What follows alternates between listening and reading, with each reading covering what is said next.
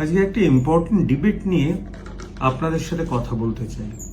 আচ্ছা, কালকে আমার কাছে একজন পেশেন্ট এসেছিলেন, বেশ দরিদ্র, সারা মাসে তার রোজগার হচ্ছে 8 থেকে 9,000 টাকা।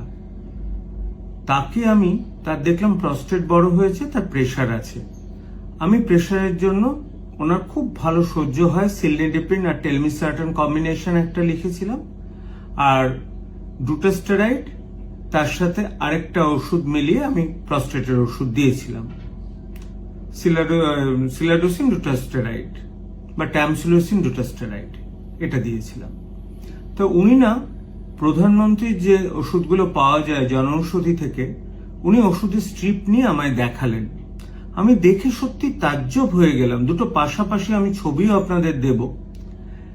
একটা যেটা ব্র্যান্ডেড আমাদের প্রেশারের ওষুধ, তার 10টার দাম 226 টাকা, 264 টাকা। আর যেটা প্রধানমন্ত্রীর ওষুধ, সেটার কিন্তু দাম হচ্ছে 26 টাকা শুধু। তার মানে একটা 2.5 টাকা দাম, একটা 26 টাকা দাম। ভাবতে পারছেন একজন লোকের পক্ষে কতটা ট্যাক্সেশন 26 টাকার ওষুধ কেনা। দ্বিতীয় হচ্ছে প্রস্টেটের ওষুধ, ক্রমাগত দাম বাড়ছে। ট্যামসিলোসিন ডুটাস্টেরয়েড 10টা ট্যাবলেট প্রায় 550 টাকার কাছাকাছি দাম, যেখানে প্রধানমন্ত্রীর ওষুধে জনঔষধিতে 10টা ট্যাবলেট কিন্তু মাত্র 26 টাকায়। এবার আমার মনে যে প্রশ্নটা জাগছে, এত ডিফারেন্স হচ্ছে কেন? কোথায়? আমাদের ওষুধ কোম্পানি কি মানে প্রচন্ড তারা লাভ করার জন্য এত দাম বাড়িয়ে রেখেছে, না সরকার এটাকে ভর্তুকি দিচ্ছে যাতে লোকে কম পয়সায় পায়? জানি না সরকার ভর্তুকি দিচ্ছেন কিনা, কিন্তু অনেক লোকেই না আমায় প্রশ্ন করে আমরা প্রধানমন্ত্রীর ওষুধ কিনতে পারবো কিনা, প্রধানমন্ত্রী জনঔষধি। ওটার কিন্তু ভীষণ চাহিদা, লোকের ঘরে ঘরে এখন এটাই প্রশ্ন করে আমাকে। ডাক্তার হিসেবে আমাদের অসহায়তা কি জানেন? আমরা তো জেনেরিক নামে লিখে দিলাম, আমি বলে দিই আপনি যেখান থেকে পারুন কিনুন। এবার ওষুধে কাজ করবে কি করবে না, একটা ওষুধ কেন 26 টাকা হবে, একটা কেন 2.5 টাকা হবে, একটা ওষুধ কেন 50 টাকা হবে, তার বদলে একটা ওষুধ কেন 2.5 টাকা হবে, এটা আমার কাছেও ক্লিয়ার না। এটা একমাত্র সরকারই ক্লিয়ার করতে পারে। কিভাবে? দুটো ভাবে।